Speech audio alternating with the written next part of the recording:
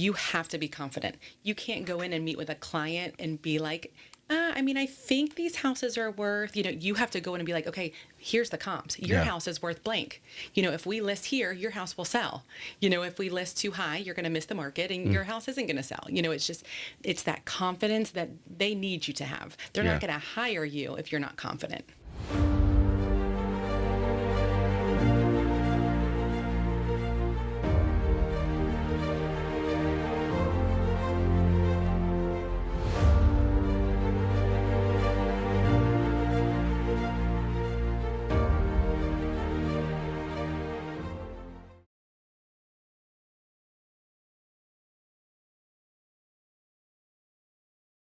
Hey, welcome back to the Real Estate Excellence Podcast. Today, I bring you a top producer with the Ponte Vedra Club Realty.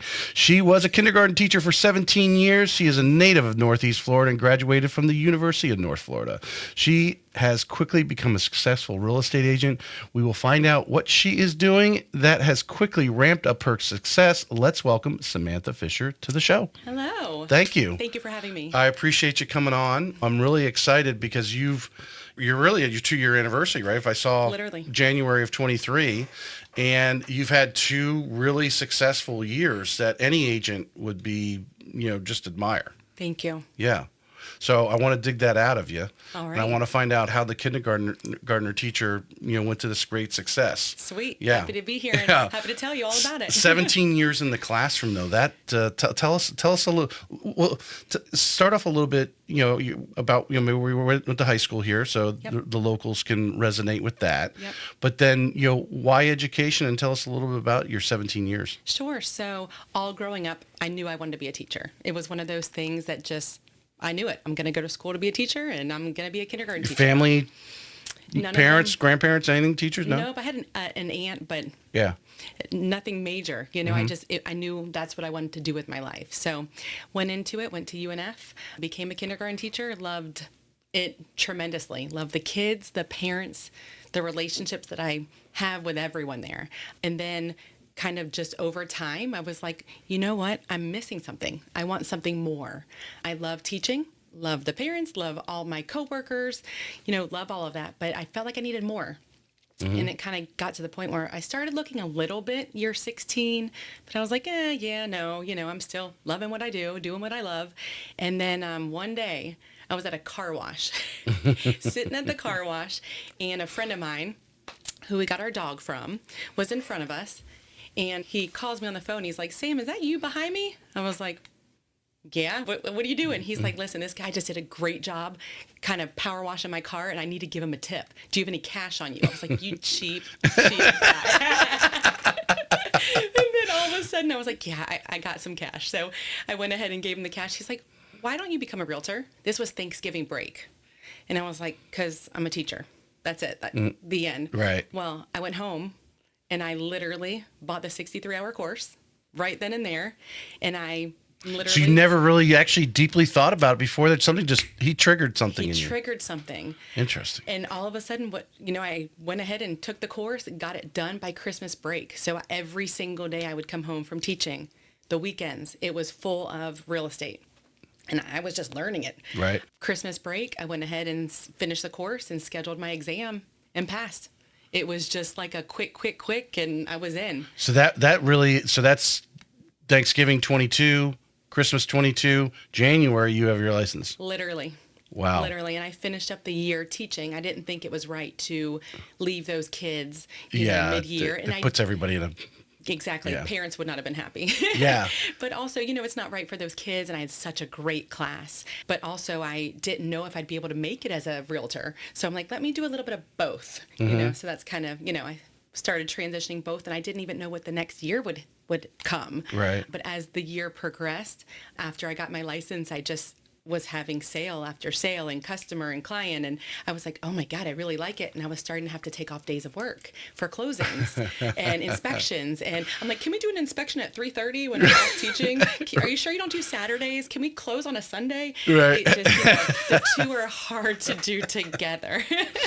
I wish they, I wish they would there's some situations, I know, the transfer of money and so forth goes on. But but there's, the open Saturday, that's got to be, that's a good Trump thing. Hey, money should be able to be transferred on Saturdays. Absolutely. Yeah, all banks open. The speed of business. Yeah. I mean, if you think about a friend of mine uses that all the time, the speed of business, the speed, with our technology today and so forth, why can't they? I know here at Town Bank, we transfer the money. The title company already has the money, and we trust the title company. They got everything signed, because if anything, we go back to them if they don't. So as soon as they have the package signed, they don't have to send it to us to prove it. It's on you. Did you do what you're paid to do and licensed to do or whatever? Yeah. And fund. Yeah. It's in your account. Right. Right. So I don't know. That's another subject. But wow, literally, like you said, I don't even know. I'm trying to think of some personal development people to talk about. You took action quickly. Yes. That's the thing. Something hit you, but something else must have been bothering you, or not. I want to say bothering you is maybe not the right word, but dwelling within you. Right. That when this guy said, "Hey, you should be a real estate agent," you were like, "Yeah, you know what? I should be." Right there, almost right there and then. Right. Well, also, I mean, my other half is a builder. He's a local builder, builds specs. So I've always been watching him and listening and kind of, picking up on things. So I've learned a lot from him, but that, he never pushed me into, hey, you should be a realtor and sell my product. Right. I knew I was looking for something else. And I knew too how hard I worked as a teacher and how much I brought home. It was, the to-do list was always so long. I never got it done. And the pay was just awful. Yeah. That you can't survive on it, that I just was like, I really want something else. Yeah.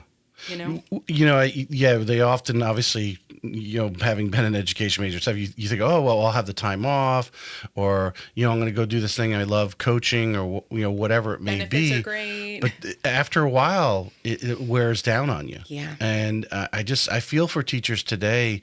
My son had a very highly qualified teacher, overqualified, really. It was a blessing. She was at his high school teaching biology. She was doing stuff with Harvard and research and stuff. She was above, it was charity work, working in a high school. And some parents, some kids didn't like, what was going on, or her tough love, I think, is basically what I was getting from him.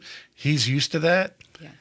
A lot of these kids are not. Mm-hmm. And she, obviously was trying to get them to rise to another level. Yep. And there was a lesson in the class and they didn't like it. So next thing you know, parents are coming in and they put so much heat on her. They didn't actually fire her. They gave her option. She hung her out for about another week and said, you know what? I've got bigger and better things in life. I'm out of here. Yeah. And I think that's happening, unfortunately, a lot. It is, especially veteran teachers. Yeah. There's just this, maybe veteran teachers are, just out with the old and with the new kind of thing. And we felt it, Yeah. Veteran teachers definitely feel it. Well, we know there's a lot of successful real estate agents not only in town, I think in the entire country that have come from the education thing. Oh, yeah. But there is a skill that you learn. And I think people underestimate. It's not just the history class or in your case, teaching kindergartners. You got to be prepared.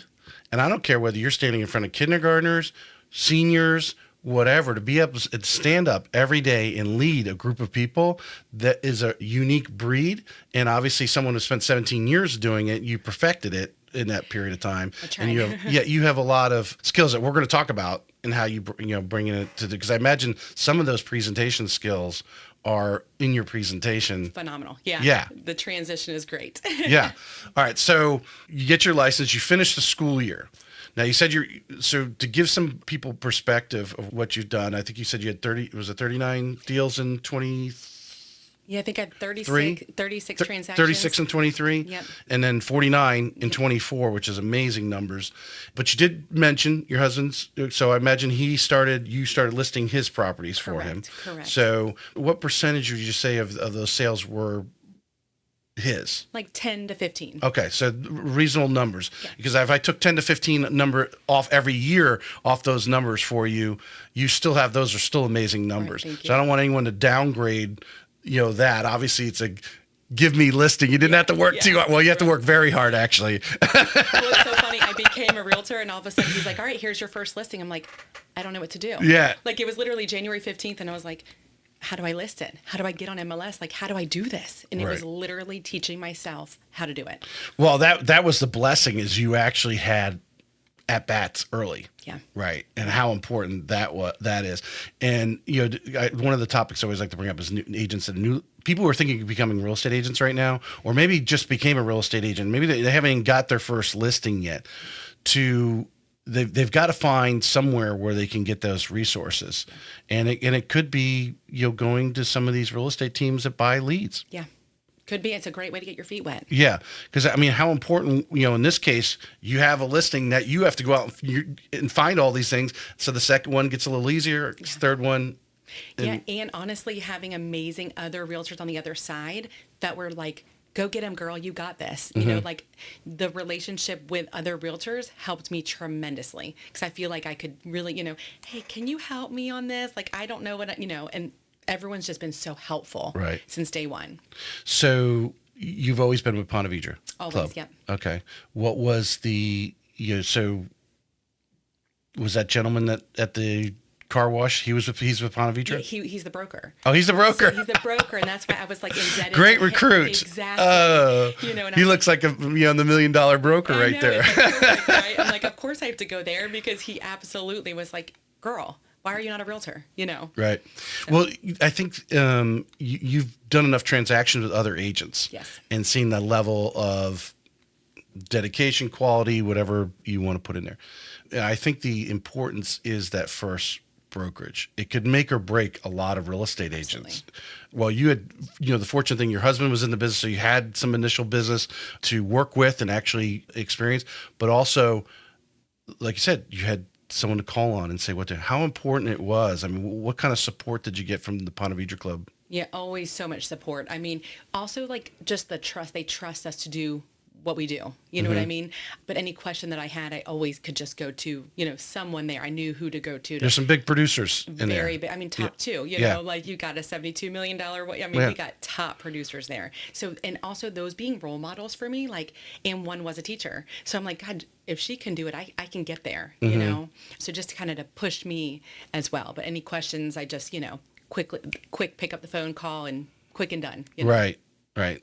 Yeah, there's some great brokerages in town, but everyone has their seasons. Yes. And as life goes on, some people are hot right now. They're very involved in it. Yep. But 2 or 3 years from now, they grow to get to a certain level. They get burnt out. Yeah. Whatever, and they're not doing it as well as they were 3 years ago. And, I think, the challenge of every broker is to stay out in front. You're right. Yeah. You're right. Continuing to add value.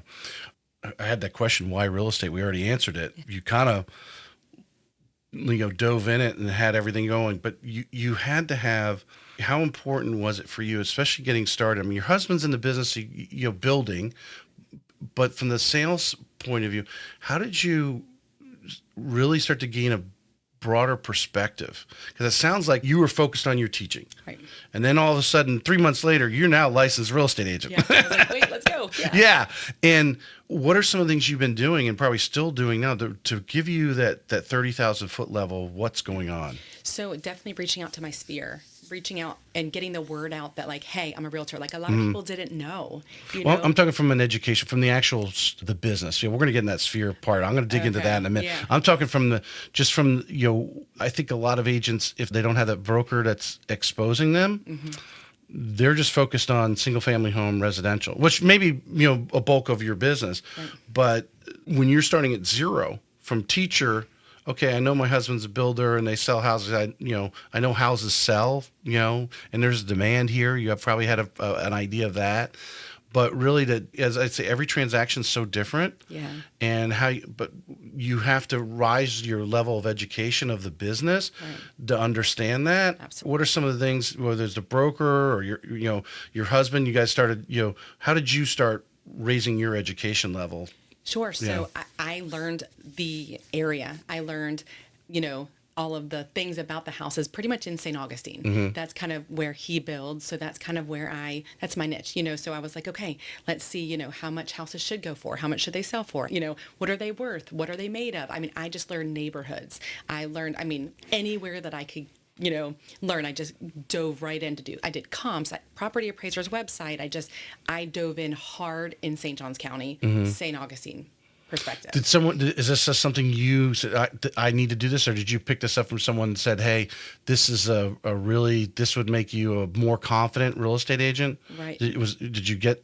I felt it was just me. Like, I felt like this is what I need to do to learn more about the area. Right. Because I feel like if you are a pro in your area, you're going to sell it better. You need to know your area. Right. Right. Because people pay a lot of money to actually get that knowledge. When it should be common sense. I mean, any real estate class, any real estate 101, they all should be saying that. Yeah. But that's why I have the Real Estate Excellence podcast, so they can hear top people like yourself say that. And if you're not mastering or understanding, I think the one thing it's difficult for people to get their hands around completely is like portability. Right. But for instance, if you put a thing about portability on YouTube or whatever, it gets a lot of hits because there's people are trying to figure out how does that actually work. Yeah. What does that mean? Yeah. Yeah. But I think you're right. I mean, you've got to how much confidence is part of your success. Right. You have to be confident. You can't go in and meet with a client and be like, I think these houses are worth, you have to go in and be like, okay, here's the comps. Your house is worth blank. If we list here, your house will sell. If we list too high, you're going to miss the market and your house isn't going to sell. It's that confidence that they need you to have. They're not going to hire you if you're not confident. Did you do, and we're going to go into the presentation part since you're kind of leading into that thing and leading from the confidence. And I think confidence also, standing up in front of 30 kids every day for 17 years gives you a lot of confidence. Yes, because you have to be on at all times. Yeah. Kids are greatest thing at picking you. If you're not on it, they pick it up like that. Yeah. That confidence going back to my question. Oh, role playing. Mm-hmm. You're going to give some Ponte Vedra some kudos, but also it sounds like a lot of this was just your self-initiative drive, understanding as a mature adult that this is how business is done. There's a lot of mature adults out there, but they don't have that click over. Right. That, hey, how do I gain confidence? What do I need to do? And start searching out. They're waiting for someone to tell them. Right. Yeah. And I also feel too, like I just would throw open houses on any house I had to just bring clients in to be able to have that dialogue. That helped me. That first person that walked into my open house, I was like, hi. Like I was literally learning off of them. Right. They didn't know that. And she ended up buying a house for me in Palm Coast, like a year later. So it just is getting in front of people and just over time, it just got better and better. Finding the at-bats. That's a great thing. Because I think, although many agents get on, and I think if I asked everyone that's been on the show, what should be, the new agents should do open houses. But I think there has to be a plan. Yes. You can't just do it. Yeah. You have to know what you're working towards. Right. Right. And you understood quickly, I got to swing the bat enough times. I may miss a bunch of times, but eventually I'm going to start hitting some. Correct. And I wanted it to feel natural. I wanted, because I was so used to talking to 5-year-olds all day. Yeah. I wanted it to be talking to adults now. However, when they have kids come in, that's fantastic because they can look at the house and I can entertain the kids. Like that's also working in my favor too. I always tell clients, I was a kindergarten teacher. Right. They love that. They don't care that I haven't been doing real estate for 30 years. They love that Well, it's a great credibility piece. I think it's a trust piece. Exactly. I think we all look back on our kindergarten teachers and, we may look back at high school teachers and have a different opinion, but kindergarten teachers, hey, anyone is willing to be in there, 5-year-olds. Exactly. There you go. has to have some grit, like we've talked about earlier, which we'll talk about. All right, so you've got a little bit of business from your husband. Mm-hmm. So you got some listings. You're utilizing them, having some open houses. So you said he built spec homes and so forth. So that's awesome. So you're getting some at bats. Your sphere. You've been living in Northeast Florida. You're basically your entire life. Yep. So what do you do? What is some direction have you got from others, or obviously some stuff that you just I don't. Some stuff is kind of common sense or, just like obvious, but sometimes we have to be told it to go, oh yeah, that's obvious. I need to be doing that. Because I think, again, successful agents go and find them, or they go, and if they're following someone like, say, Tom Ferry or those type of guys, and they're hearing it and they go and execute what they're telling. Others hear it, but they for some reason don't know how to actually put the rubber to the road. Right. Tell us how, and it's probably over 24 months you've probably changed it a little bit. Absolutely. But what was your initial campaign to your sphere? Sure. Yeah. So right off the bat, I made sure at my school to be a PTO member and put it out there to all of them, like, hey, I'm not gone. I'm still here, because I opened that school. Oh, that's cool. So those parents, those students, like, I still would show up for some, your kids were going to the school at the time? No, she's actually 18. So okay. She's already graduated, but she did go through there. However, just my face was still there at PTO events. Mm-hmm. So they would still see me. I'd get the hugs from the kids. I was still, relevant. I bought a sign on their gates. I'd get pictures from parents with their kids standing next to me, look, we still see you. So definitely that. Also reaching out to every single person in my sphere just to tell them, hey, I'm a realtor now. They don't all have social media. They might not have seen my posts. So making sure that they all know, hey, use me, or make sure to tell your friends to use me, that kind of thing. Yeah. But also I would do that, and open houses for sure, generate people. Mm-hmm. And then once they buy with me, I make sure to always mail something to them that, thanking them. And then they would tell their friends, kind of thing. Well, you can only, you're the PTO, you can only, the walls restrict you there a little bit, right? You can't, the people who know that person that's there, that person beyond them generally doesn't, or if you're not seeing them on a regular basis, they can lose track. How did you reach out? In having grown up here, gone to high school here, gone to UNF here, they're not necessarily friends, but they're associates. They know you. They know who you are and where you came from, type of thing. What did you do to reach beyond just the immediate people you could touch? Social media is my biggest, for sure. Yeah. But also just, friends telling friends, really. I also found out that there's an amazing program for first-time home buyers. So I reached out to anyone that I know through my phone. I would go through it and text them, hey, by the way, here's a program, and send them all the information. I got 6 people from that are now buying houses that couldn't afford it before. Mm-hmm. So just knowing that those people have never owned a house, here's a special program for you. So just kind of tailoring it to anyone that I possibly could. Neighbors, I would just walking the dog and telling the neighbor, hey, by the way, I'm a realtor. If you're ever thinking about selling, walk the dog twice a day, Do you have a routine to reach out? Or, we talk, one of the key things is consistency. A routine you developed, I want to talk to so many people per day, or Not really. I also, we have some rentals too. So when people call me on some of our rentals, I'll then say, hey, we will sell it though. That is turning those. Yeah, that's honey. That's great advice. If any real estate agent, if you can get some of your own rentals, it could, go buy some condos or something, and you're renting them out, especially. My wife and I have a little honey spot because the condos we have units in, they allow short-term rentals, Ooh. Which is great for those people who need 3 or 4 months while their house is being built, or maybe they're moving here and they're just starting to look, or they're coming down this time of year when it's cold, and now they're like, hey, maybe we need to buy a permanent spot. Mm-hmm. You can turn the rentals into sales. Exactly. Yeah. And I do that often. Yeah. Yeah. Or sometimes I'll just, I put them up for rent. We have 3 new construction right now for rent. Mm-hmm. Somebody called on my way here and he's like, would you consider selling one? Sure would. Mm-hmm. Yeah. So this afternoon, going to show it to him. Yeah. So I don't mind turning those into, anyone I can get on the phone. So it's really, if I can get my phone to ring, I feel like I can talk to them to get it sold. So for someone listening right now, you can have great structure. Again, you listen to Buffini, Tom Ferry, all those type of guys that are giving you structure, like, hey, or we had Ricky Cruz came down and spoke. Anyone listened to his, he talks about, dialing 50 times a day, trying to have so many conversations. You could put yourself in a structure. It sounds like to me, for you, it was almost natural.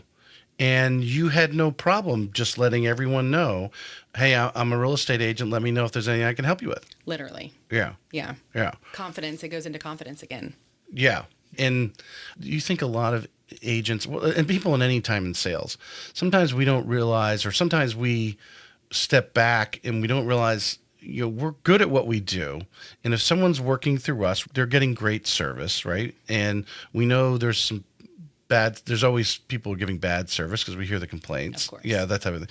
That we're actually doing a disservice to them by not letting them know what we do and how we can help their friends and family as well. Exactly. And worst case scenario, they don't need to buy right now. But when they do need to, guess what? Yeah. They'll use you. Yeah. And like every Christmas, like this past Christmas, I'm like, okay, what can I give out to friends and family or past clients that I'll be in their drawer, right? Like this is in my head. I'm like, what can I give? I'm like, oh my God, I need a jar opener. So what I do, I Googled jar opener. I have one around here somewhere from John. Yeah, it's fantastic. So literally I ordered 300 of those and mailed it to I put it on social media. Anybody want one? Send me your address. So I got like 40 of those. And then I sent it to any past client, anyone that I think would be a future client, any family member, friend, anyone I could think of that I had an address to. Literally sent them out. Yeah. No one throws away the jar opener. It goes in the jar, which I have to do my little promo, which you've got a hot pink one in your little bag there. Remy Graphics makes these nice mugs for me, puts the show logo on there, laser engraved. There's many other laser engraved gifts, RemyGraphics.com. She's local. She'll do one-offs for you. So if you want to put John and Sally on here, but she has many other things that she can laser engrave. Right. We're just doing the mugs here. But if you do want to get a pair and just say, hey, John and Sally, welcome to St. Augustine. Great closing gift. And they're never going to, if you put their name on it, they will never throw it away.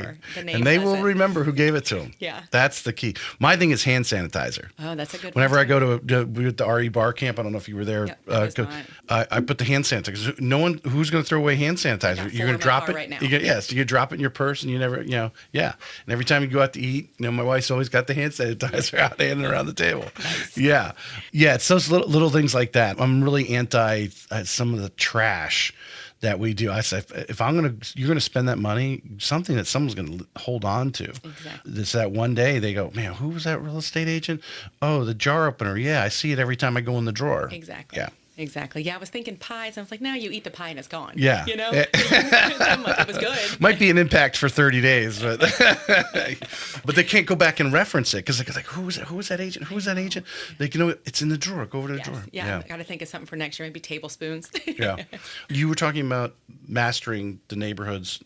Have you got to farm a neighborhood? Do you farm your personal neighborhood? Do you do anything special like that? So after I sell a house, whether it's in an HOA neighborhood or not, so our office has great marketing. Mm-hmm. I can get 100 postcards for free. Fantastic. I literally get those every time, mail them out to every single neighbor around. Yeah. Hey, I just sold this house. Have I gotten any sales from it yet? Not yet, but I feel like it's coming. Or they have it in their drawer and they will call me. You never know. You never know.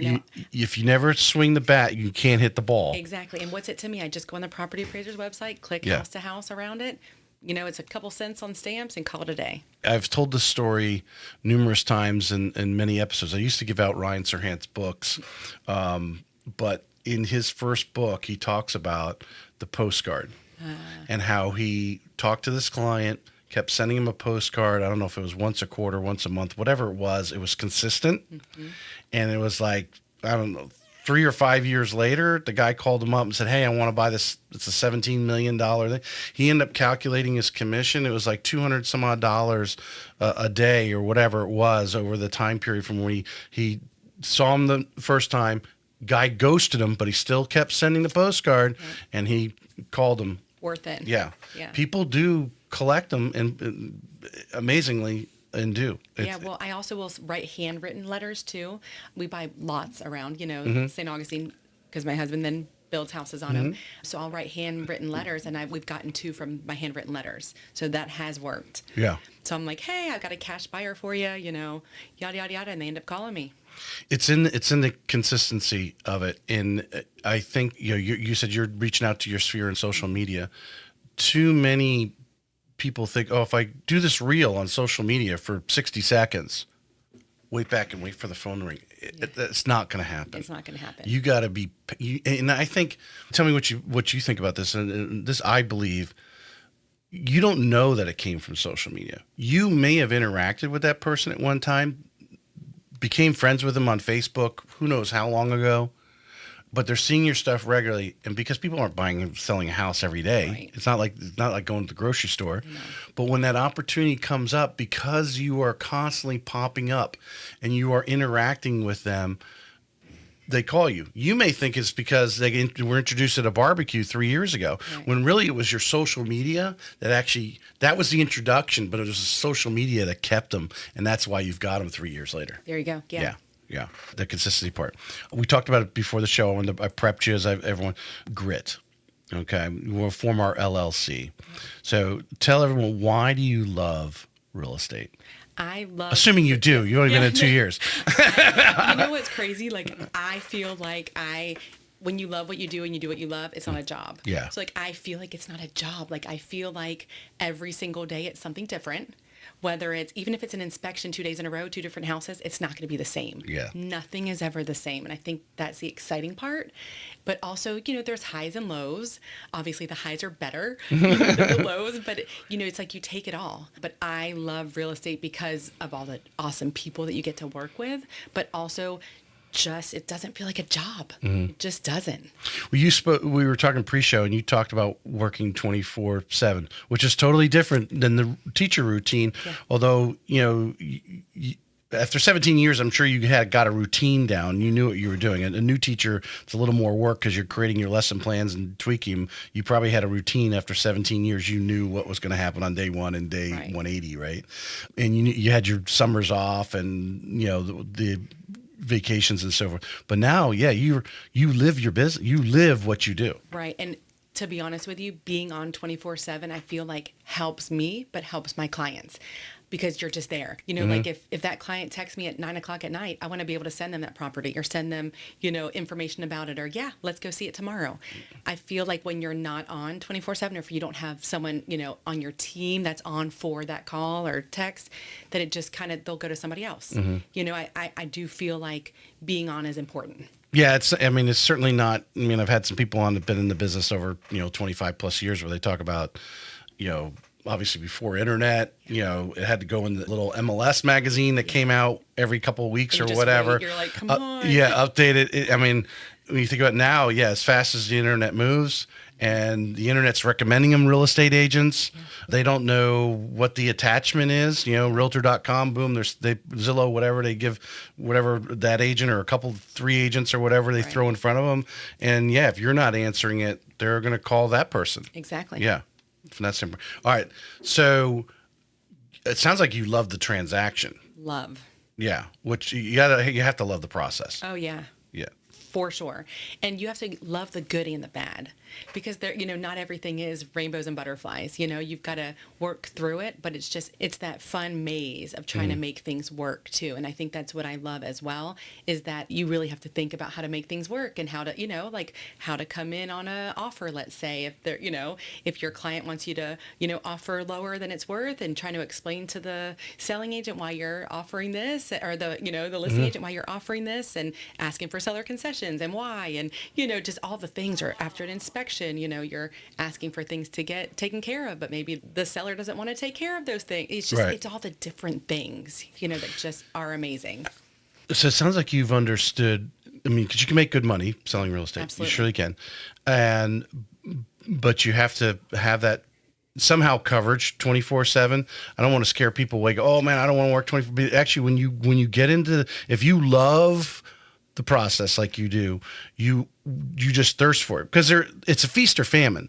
Sometimes you are going to have that client that's very needy, and then the next client may be very just goes right through, and you didn't have very much conversation at all because they understood the process, signed the documents on time. It's, I handle loans the same way. There's some that are calling you every day asking questions, and there's others that, they understand and they just go with the flow. Yeah. But when you love the process, you understand that's why you get paid, because you are accessible 24/7. Right. And it just matters how successful you want to be. So, right, like if you only want to sell a couple houses a year, and, you're okay with not, having that grit and having to, do so much, then it's okay. You don't have to be accessible 24/7. So it's kind of like, how far do you want to take it? But also, if you have a team with you, you can kind of farm out some of that to your teammates. And, I know a lot of successful teams out there for sure. All right, well, I definitely want to get into that with your production. We'll get there in a minute here. We talked about the laughter part, because real estate agents have to have grit. You're throwing a curve ball. As we were just talking about, you've actually I think you have to say, to get paid what you get paid, to make great money in this business, you have to be willing to take people's attitudes, egos. I mean, we're dealing with it all. Yeah. I mean, out there, you might have to clean a toilet, many people have cleaned out people's garages. How many people moved out of houses and left stuff? Like my wife had one recently where she kind of left some stuff and was like, okay, but she thought she was like leaving it as like gifts for the new owner. And like, they're like, no, you don't do that. So she's in there cleaning the stuff up and throwing stuff in the trash or whatever. She brought me some shoehorn or something. Nice. I was like, oh, okay. Yeah. Merry Christmas. It was one of those ones that are on a stick where you don't have to bend over. I'm like, okay, I am getting older, but Thanks, babe. So you have to be willing to do that, but you have to laugh, because that is why you are on demand, why people demand so much of you, and then obviously why you're compensated Right. the way you are.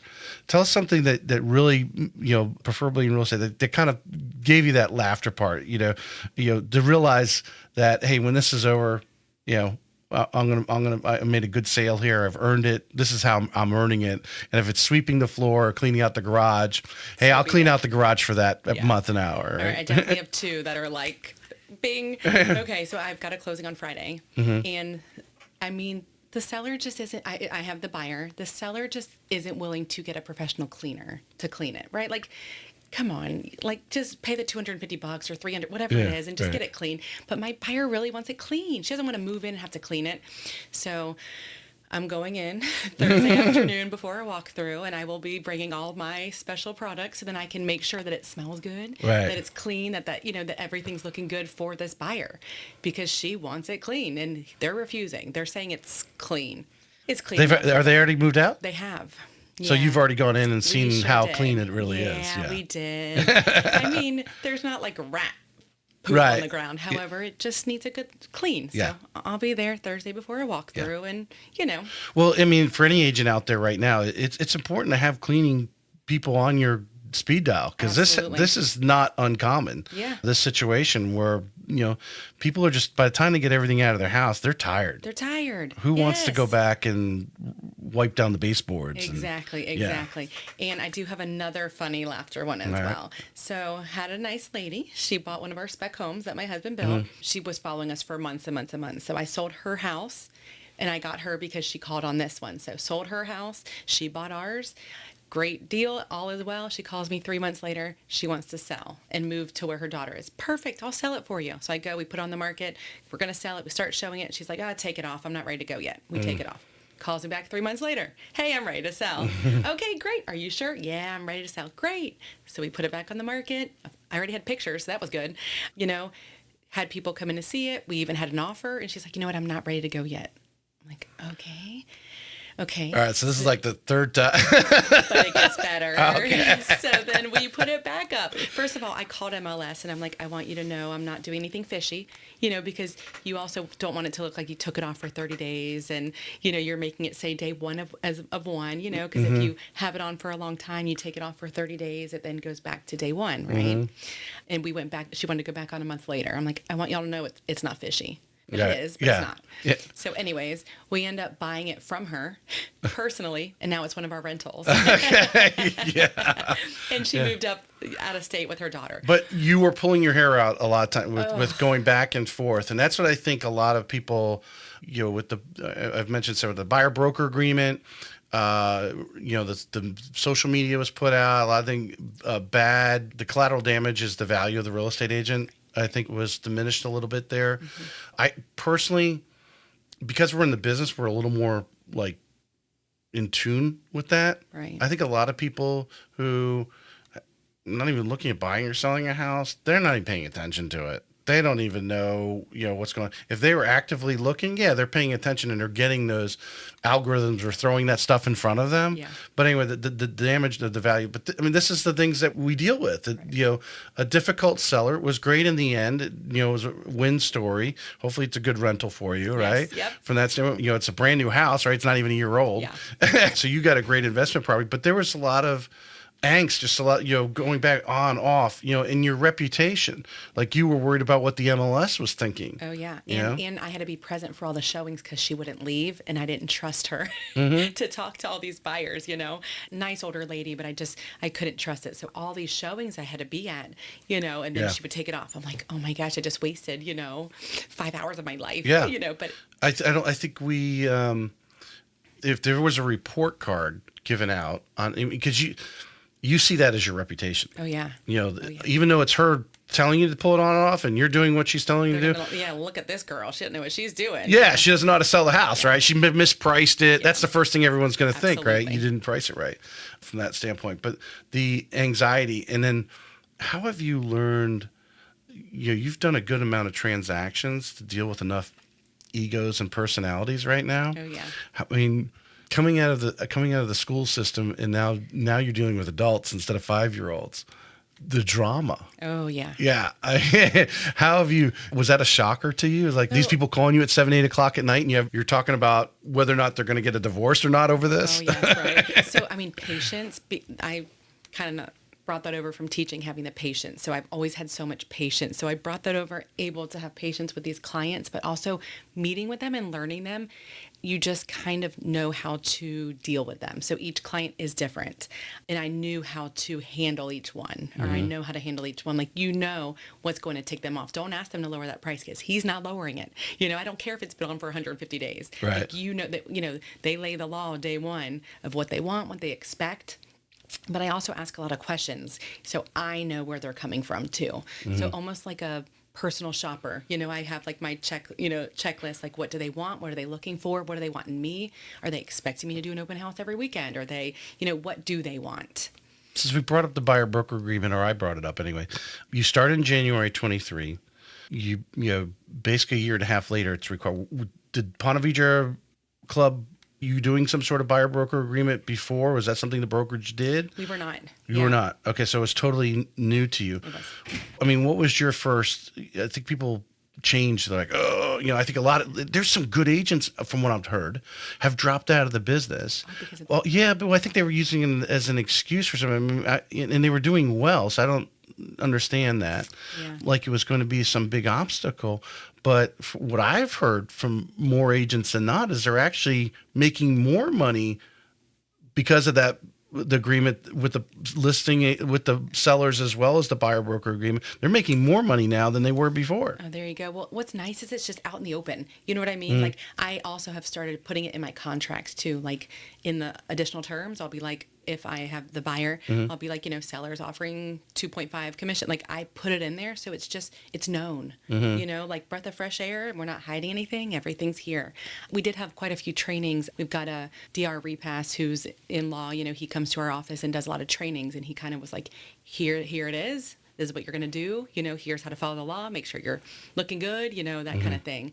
But just knowing so that we know how to approach it. How do you, based on these trainings, obviously you've created your own presentation, of course, which you're used to doing presentations. So what are some of the things that that you focus on, or maybe are important, that you feel is important when you're sitting down with somebody and presenting that, as you work your way down and get to the point where saying, hey, I'm going to ask you to pay me this much, percentage dollars, whatever the number is there. What do you think is important? Sure. So when I'm dealing with my sellers, I'm kind of saying to them, listen, if you're not going to offer any money to a buyer's agent coming in, you're shortening your field. We're not going to have people, because I will get calls that are like, hey, I'm going to show your property on Friday. What commission are you giving? Yeah. And if I'm like, oh, there's nothing, they're going to be like, okay, we're not going to see that house, even though that's illegal, right? Right. However, well, if they turn to their client and say, well, they're not offering anything, so you're going to have to pay me, the client's going to say, oh, okay, we'll pass on that. Especially first-time home buyers. Exactly. Unless you've got this unique unicorn house that, very desirable. Yeah, to us, I tell my seller, business as usual. We're going to still give it. We're going to, if they want something different with commission, we'll work it out. You know what I mean? Like, and I've done it with a couple where I'm like, okay, they didn't want to take the, the price that the buyers were, that gave. And I'm like, listen, I'll take some off I am okay with taking some off my commission to get the deal done. Right. Like I don't mind helping. Also, if I sell the house, so if I'm both sides of it as a transaction broker, I'll do it for less too, because you're not paying both sides. Yeah, the right? total exactly amount. Yeah, exactly. So they do love, the idea of that. So that's always one of my things that I go in telling that seller, like. But hey, you don't want to also in sales. I think it happens in the mortgage world too, especially some of these brokers that are on, we call them P&L, because their comp is based on they've got this, hey, this is what the money cost. Okay, you want to make your money, you got to charge them here. Right. And most mortgage people, as most salespeople will often go to the least common denominator. They'll go right to the bottom, just try to say, well, I know I'm going to have the great rate here. They're going to go here, but then they end up cutting their own profits, Right. their money. So, I mean, how do you control that mindset and going in? Like, I need to hold a certain line, and you never know how much work you're actually going to have. Now, Never. A listing, you may go in and go, oh my God, this house needs to be staged. We need to do all this, or, at this level of home where you need to do this much photography, you start calculating all the expenses in there. So you need to hold that line. How do you present that? Sure. Yes. So I do tell, I ask my sellers exactly what they want too, as far as the pictures go, because some do want the drone footage, which is an additional charge, and some do want the sunset photos because they look good, right? Yeah. Especially if you have a nice lake or a nice piece of property, that kind of thing. So I do tell them how much those things are going to be, and I will tell them why this is the commission, that I'm going to take. But I do love my brokerage because it is kind of like, okay, I trust you, but let's also make sure that you're, doing right as well. Like, you don't want to short yourself, because you don't know what you're going to get into. You kind of do, but you don't know how long it's going to sit on the market. You don't know if you're going to need to stage it, over time. Like, maybe you start not staging it, but then all of a sudden you're like, it's still sitting. Maybe I need to stage this property. Right. And then you're in or maybe you can present it as the seller pays for the staging. I've done it both ways. Well, and you never know when you get to that 11th hour and you have to, because you have two people holding hard lines, where you might have to give up something a little to make it happen, right? Exactly. So you need to leave that So room. yeah, so if you don't have any room in there, you can get caught. Yeah, you got to make sure there's room. Yeah. Consistency, the LLC. We talked about love. We talked about laughter. What are you doing consistently? Is it something that it's evolved, or something maybe you've done from the beginning? But what are you doing today that is consistent in your business on a daily or monthly basis, whatever it may be? Consistently reaching out to past and future clients constantly. I'm not a big send a newsletter kind of thing. I'm more calling, texting, sending a letter, but I consistently will reach out to them or just check on them. Hey, how are you liking the house that they moved into 3 months ago? Just kind of checking in. Are you setting a sort of schedule for that, or do you have a CRM that's feeding you? Or are you doing a manual spreadsheet? How are you? We have a calendar, and on my calendar, I have year anniversaries, 3 and 6 month anniversaries. So I check in at 3, 6, and then the year, just kind of seeing how things are going. Right. But I'm more paper, hardcore, feeling it, touching it, right. That kind of thing. You're probably, if you haven't done it already, you have another great year. You're going to be at the point of having some client appreciation parties. Oh, that'd be fun. Yeah. We have enough people to actually show up at a barbecue or whatever it is from that standpoint. Yeah. I would love that. Yeah. New agents starting today.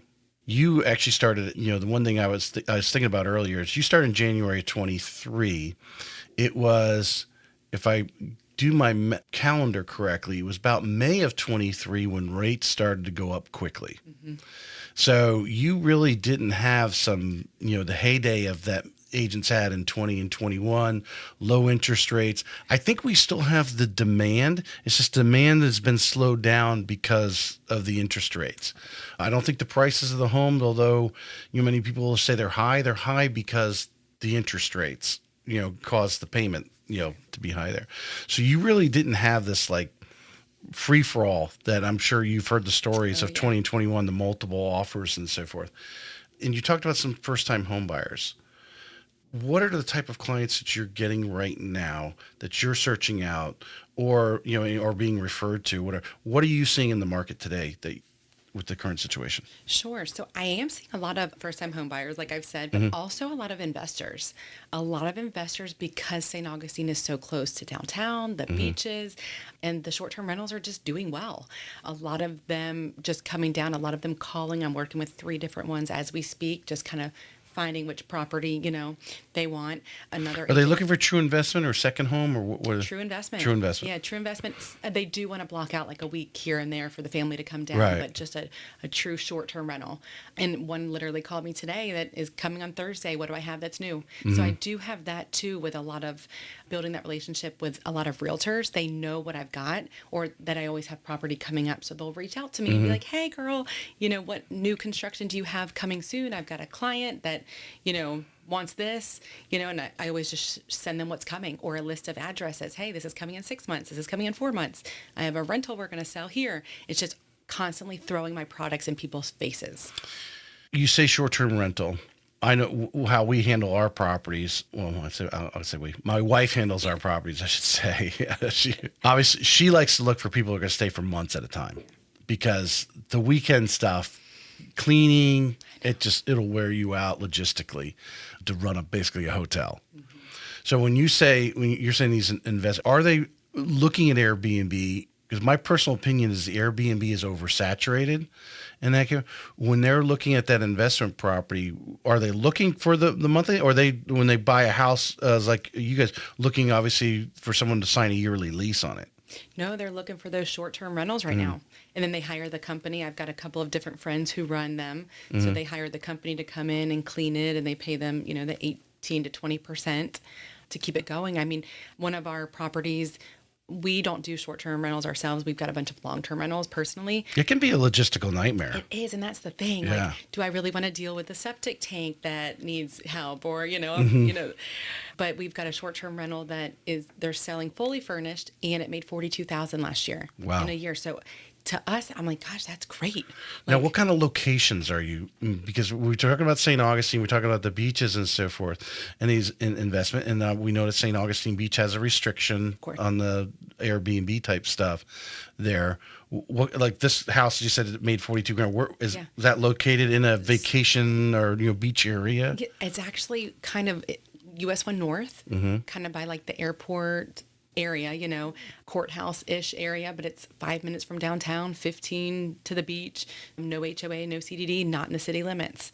So you have no. So there's nothing really special about the actual residence, but because there's no HOA or anything, you can short-term rental it. You're right. Technically, but people are renting that as a couple weeks at a time or nightly. But you can do either way because it's not in the city limits, so there's no restrictions.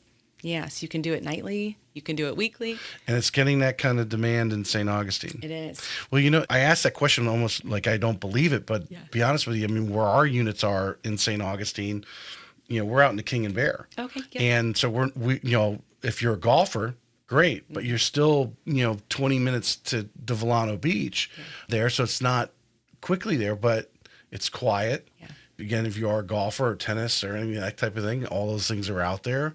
But we are just blown away by, I don't know if you want to call them snowbirds or whatever, but obviously this is our season right now, going, through May and June. And hopefully you are lucky enough to find someone who's looking for a house and they need a place to live for 3 or 4 months while their house is being finished. Bam, and then you're into the next season. Yeah, that's great. I do have people often that are asking, hey, do you know of a furnished short-term rental that's just, I need 3-4 months? And I do have a list of a couple people that I know that have them because then I just transition them over to them as well. And so just making that connection too. And then if they want to buy another investment property, they're going to use me because I'm sending them clients. Yeah. So it's always like Now, I think if anyone listening right now, if you want to learn this, Samantha would be a great person to chat about how to position yourself and be more aware of what's around. If you're working in St. Johns County, I imagine Nassau County is probably having a similar situation. I think Nassau, Fernandina Beach, Amelia, that whole area is very similar to St. Johns County. Same type of people, want that kind of community and so forth coming in there. What would you say your biggest weakness is right now? That's a good one. Probably piling on too much. I think I can do it all, right? So I feel like I can handle it all. and I don't need, the assistance to help, and I get it done that day. I don't let it wait till tomorrow when things could wait till tomorrow, right? So Maybe. I think, maybe. Because you might get that phone call in the morning. Exactly. That client wants to go see 6 houses that day, and all of a sudden you didn't get anything done. Yeah, but like if someone wants to see a property in 2 days, today I'll print out all the papers. I'll have it all ready. I'll do how old's the roof, how old's the HVAC, how old's the hot water heater. Right. Like I have all the answers for them 2 days in advance when I could push it a little bit. Right. But I feel like I have an urgency, because when you teach, you get something, an email, and it's like, hey, I need you to finish this right now. Can so you're like, all right, kids, teach yourself for a second. Or they're at center time, and you go and do it. So I feel that urgency all the time. Well, in this business, you have to be that. If you procrastinate, all of a sudden, Murphy's Law, everyone's going to call. You wake up you go, oh, it's Tuesday. They're not going to go see houses. I'll wake up Thursday morning and I'll prep all that. Well, all of a sudden, the kid's sick. Somebody else you need to go do a listing appointment, and that's the only time they can meet you is 8:00 in the morning. Whatever. They have a sense of urgency getting that house listed. So you're like, oh, I got to get out there and talk to them. Well, 8:00 on Thursday morning, and all of a sudden, it's that time's taken away. So you have to have that sense of urgency to get things. I want to have an event and put some key people here that have broken through this. You're doing amazing numbers by yourself. Thank you. I don't know how you do it, because when you're talking to many top agents, some people that actually help agents, coaches, whatever, they find somewhere between 6 and 9 million, depending, I guess, what part of town and what your volume is between there, how many units that is, how many people you're dealing with, generally creates a lid. Like you can't break through it until you start leveraging a transaction coordinator or an assistant or something like that. Right. First of all, I'd like to know how you're actually doing the number of transactions you're doing by yourself. Are you getting any assistance there? And then, moving forward, are you looking to figure out, maybe the brokerage is trying to help you, as a transaction coordinator? Does Ponte Vedra Club have a in-house transaction coordinator? We don't. You don't. Okay. So there's pay-by-play transaction coordinators and stuff like that out there. But how are you doing it now? And where do you see yourself? Because you've got to be getting full. I just can't believe you're not. I just, maybe we'll come to a time. It's still so new for me too, right? So like I'm only 2 years in. I do it all myself. I don't, Well, you're fortunate your kids are already out of the house. So I've said that to people before too. I kind of said, if I had littles, this would be tough. Yeah. Like, I don't think I could handle it, because like, you can't be like, oh, I'm so sorry, I can't come to the closing today because my kid's sick. But, I make sure to go to every single closing, whether it's my seller or my buyer. I don't think, if an agent's not going to their closings, I don't know. How do you do that? Yeah. Not go to your own closing? There's some that don't go to their own closing. Are you serious? Oh, yeah. Wow. I know, yeah. I make sure to be there for both, be at every inspection, be at every, appraisal. I want to be present for everything to make sure that it's handled correctly. Well, I know there's some people that believe that, like the inspection part, well, the customers generally they're not at the appraisal. Right. They're not there for that. Or even, how many of your customers go to the inspection? Many do. And they sit there the whole time while the guy's going? The whole time. So like I had one yesterday, and she came for like a good 45 minutes. But, some of her family members hadn't seen the house yet, so they wanted to see it. They took advantage of that time. Exactly. They had the house. So we didn't have to get it unlocked again. Well, I think a good inspector, if they're present to actually talk to the client a little bit, for them to build credibility. Because we know in the inspection world, these guys are actually focused more on the relationships we were talking about earlier, right? Relationships is important to them, more so than finding someone who has all this building experience and could tell you every nail that was put in the house. Right. That's not important. It's actually the relationship, being able to translate what they've seen and where they think to the customer, not like blow them off the... Yeah, and you know what's crazy? I've met one, and he's been, I look at your little cup up there that says house scan. That's literally who I've been with. He just is phenomenal. Yeah. Like, just Tyler Jones has been my new... I've worked with so many great ones, though. It's just, for my first-time home buyers, let's say, it's a lot cheaper, and they include that 4-point M windmill. Yeah. So it's like you're getting that instead of paying another $150. You're getting it all in one. Yeah. They've got to, but the insurance now, they all want that now. And it doesn't mean matter how old the house is. I know.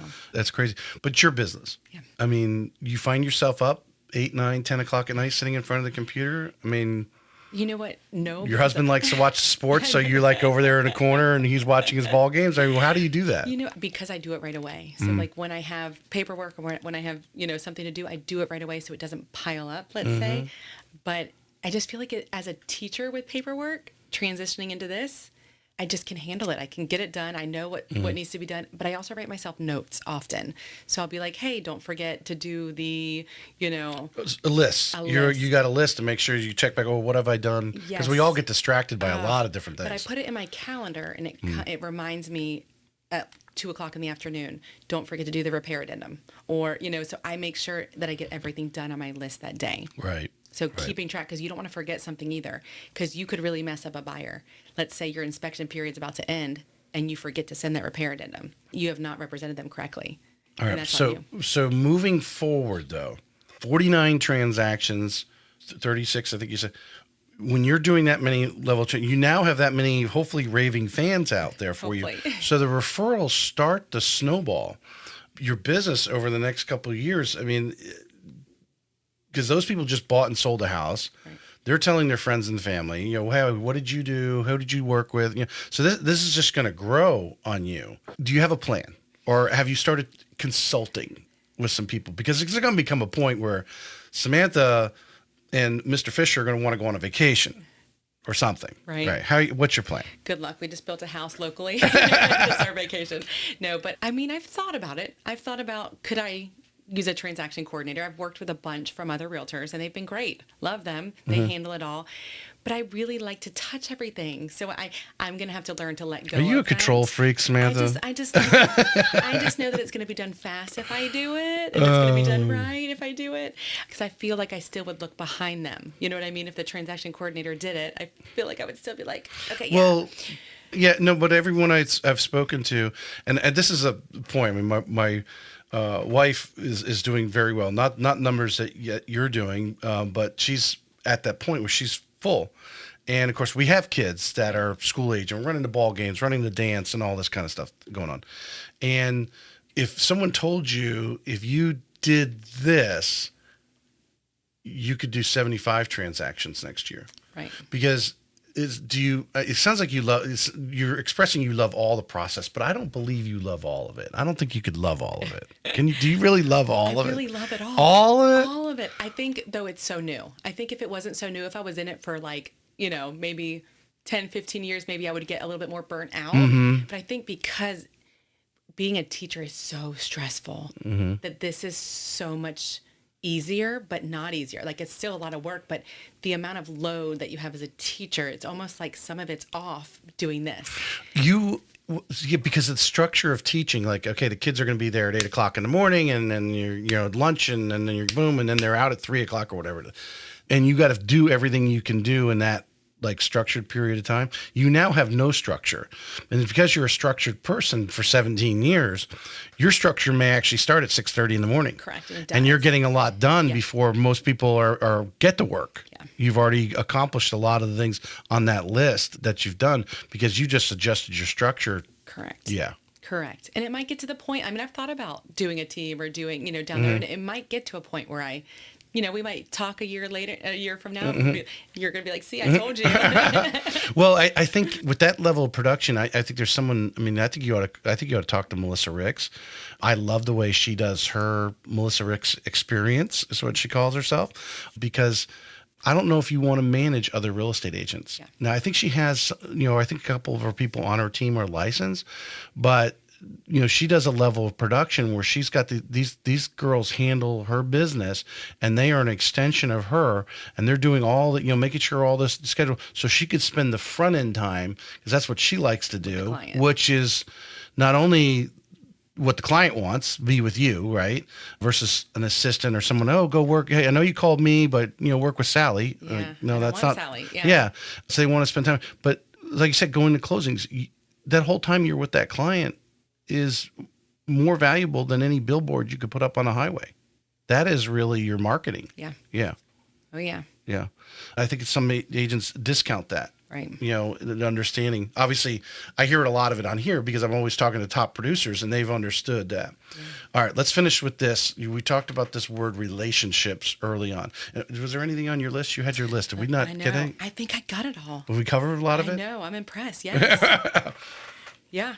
We hear the term relationship. We know it's important, but everyone has a different, because everybody's different, their personality. What does it mean to relationship?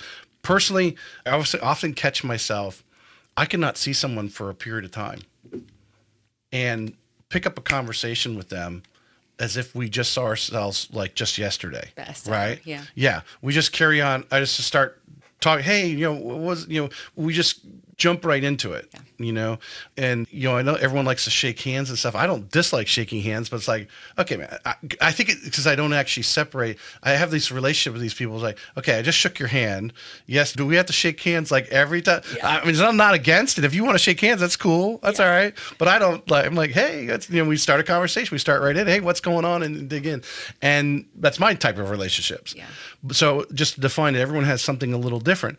What have you found is this something you've evolved in it, or was it just came naturally to you when you started dealing with clients in realty to understand the importance of going above and beyond the transaction, I guess, in building that relationship? Right. So dealing with buyers or sellers, the client, I, number one, get all the information about them that I can, unless I already know them. So if I already know them, that relationship's already there, I just keep on keeping on with them, right? Mm-hmm. But a new buyer, automatically right away, it's a hug. I'm a hugger. So I hug the world, but just always stay in contact, finding out about their kids, their pets, their, anything I can find out about them that automatically makes them a friend of mine. So I want them to think they're my only client. I don't want them to think I'm working with 10 people right now. I want them to think they're my only, right? So I'm going to focus all on you, right? Right. So having that relationship, but also with other agents, especially on social media, I'll always, when something goes under contract or if it closes, I always reference, it was so good to work with you, blank. Mm-hmm. Always want that relationship, or like, this was our 4th transaction together. That was amazing. Always a relationship with those agents too, because I feel like it's never a competition with another agent. I always want to work with them because I feel like we're always going to be, we all have the same goal. We want to get that house sold, right? So there's no competition, there's so much product out there, but also just being able to want them to call me again, or I want them to work with me again. You know what I mean? If they're showing 2 houses, I want them to push to sell mine more because they're going to like me and they know that I make the transaction easy. I want to go back to what you said initially, and that was asking a lot of questions, especially with a new client. And maybe I've been referred to, but you don't know them personally. I know a lot of agents are hesitant, especially to ask, me being in mortgages, they don't like to ask financial questions. It's where their money comes from, that's important to you too as an agent. Yeah. Hey, how much do you think how much money you have available for this? You're looking to put 10, 20% down, 50%, whatever. No, I don't have any money. I mean, you need to kind of know that stuff up front. So I know there's agents that are bashful and new, but that's the business we're in. That's important to how you're going to be looking at, the particular home, how you're going to structure the offer when they do choose a home, all based on some of those financial questions. But you were talking about like the dogs and the cats and the kids and all that kind of other stuff. I don't know. This is me. I just naturally don't have that instinctiveness. But as a real estate agent, if you're not doing that, you're selling them you're showing them houses.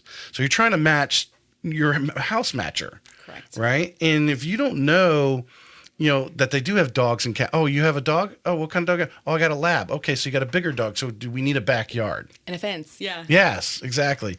And asking those type of questions are just you doing your job, but it's also important in the relationship. Oh, yeah, building that relationship. And another thing I always ask my buyers, what do you feel like you can afford each month? Like, what do you want your mortgage to look like? Mm-hmm. If you're struggling at $2,000 a month, we can't see that house because I know that you can't, you know what I mean? Mm-hmm. Or you're going to need a gift from somebody because I don't want to show them a house that they can't afford. Yeah. Even if they can afford it on paper, I want to make sure that mortgage is tailored to what they can actually feel comfortable with. Because we have a lot of people right now to say, oh, yeah, I'm paying $1,200 in rent. I want a $1,200 payment.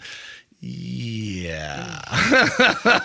Okay. Well, after taxes and insurance, we're down to $900. Yeah. If that, yeah, that's going to get you not much right now. No. Yeah. You want to have that conversation up front, because otherwise you could be wasting a lot of time. You could miss out on houses that they may eventually figure out that they need to buy that house and take the $2,500 payment. Or I hate it right now. I mean, seeing, a lot of these payments after you have tax insurance to be in the $3,000 area is just, yeah. I know. But I must say, the SHIP program through St. Johns County, they are giving away like $100,000 grants to first-time home buyers. And that's I've sent a bunch of people to this program, because if you're qualified for $215, now you're qualified for $315. It's literally $100,000 second mortgage that you don't have to pay interest on, as long as you stay 15 What are the years. restrictions on that? There's got to be some restrictions So on that. you have to I have used to be on the advisor committee. We didn't have it at that time. Oh, yeah. Okay. So you have to have a 640 credit score or higher. You have to be a first-time home buyer. You have to live or work in St. Johns County, and you have to, for 12 months, and you have to have $5,000 in the bank. The $5,000 is showing that you can pay your escrow deposit and your inspection and your appraisal. So they make sure that you are set for that. You also have to buy in St. Johns County. You take 2 4-hour classes. If you move before the 15 years, that loan follows you. So you're still paying that back, So is it forgiven at 15 years? It is forgiven. Forgiven at 15 years. Wow, that's pretty amazing. It's pretty amazing. And it's helping these first-time home buyers that are teachers, firefighters, nurses that can't afford to live in our county.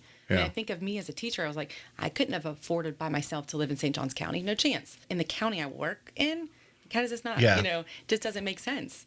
But there has to be, there has to be an income restriction on that. There is. So if you make too much, they have it tiered now. Yeah. So like if you make over 120, they're only giving maybe 50,000 instead of. Okay, so that's about 120% of the median income. Yes. So yeah, that's probably the wealth. So then 2 people can get that.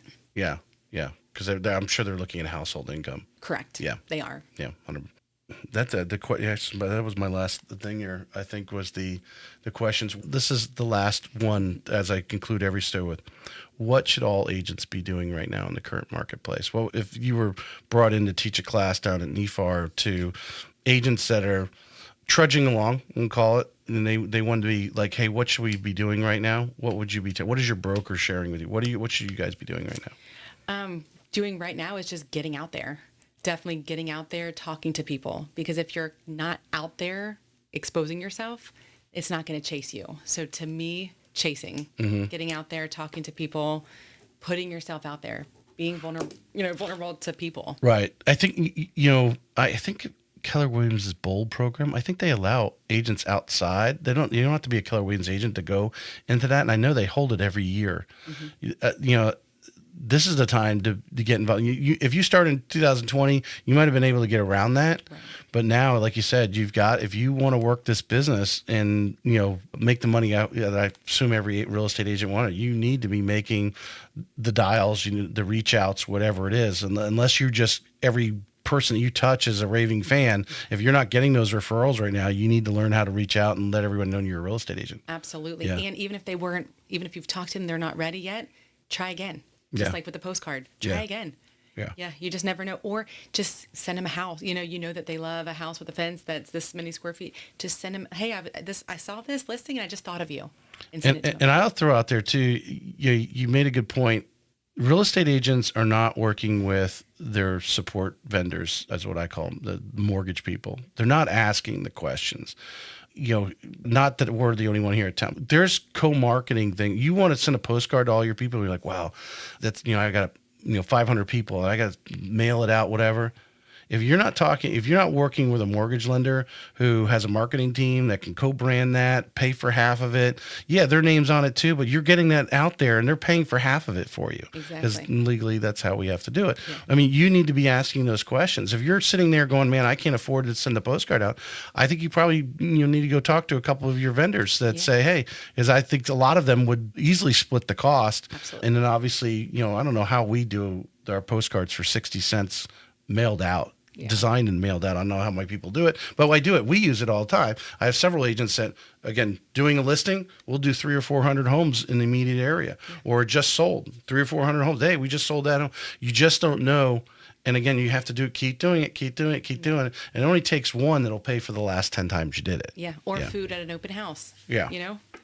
Well, knocking on the neighbors' doors. Yeah. If you're not going out and inviting the neighbors to come over and check out the house, it's Absolutely. really your opportunity to. Because it's those neighbors that want good neighbors to be neighbors, So Especially, I think, that's why I always push send the postcard 3 or 4 homes, because they all want to invite their friends to live close to their family or whatever, Absolutely. to live close to them.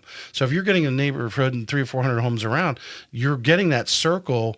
And you never know who's talking to mom at that point to come live closer to grandkids. You're right. You just don't know. You don't know. Yeah, and you got to keep taking the shots. So you got that right. I appreciate you coming on today. Yeah, I appreciate you inviting me. Yeah, no problem. Great conversation. Yes. You got to get me some of those other people at Ponte Vedra. I've been hitting a few others out there. I forget who it was, said they just weren't. Well, basically, I read it as they're nervous. Most people come on, they're nervous. There's no doubt. I do it. It goes into the confidence. But you got to come in and get out of your box, as I'm sure you found quickly in our conversation. It's just a conversation talking about shop. That's all. Literally, we're doing. what you already do. Yes, you don't have to think about it. Yes. Now we got some clips of you talking about it, and we can put it on social media. Nice. Let's go. All right. Samantha, I appreciate you. Thank you. Thank you. This may be it for today's episode of Real Estate Excellence, but we both know your pursuit of excellence doesn't stop here. To connect with the best of the best and really take your skills to the next level, join our community by visiting TracyHayesPodcast.com, where you'll meet more like-minded individuals looking to expand their inner circle and their personal experience. That's available at TracyHayesPodcast.com.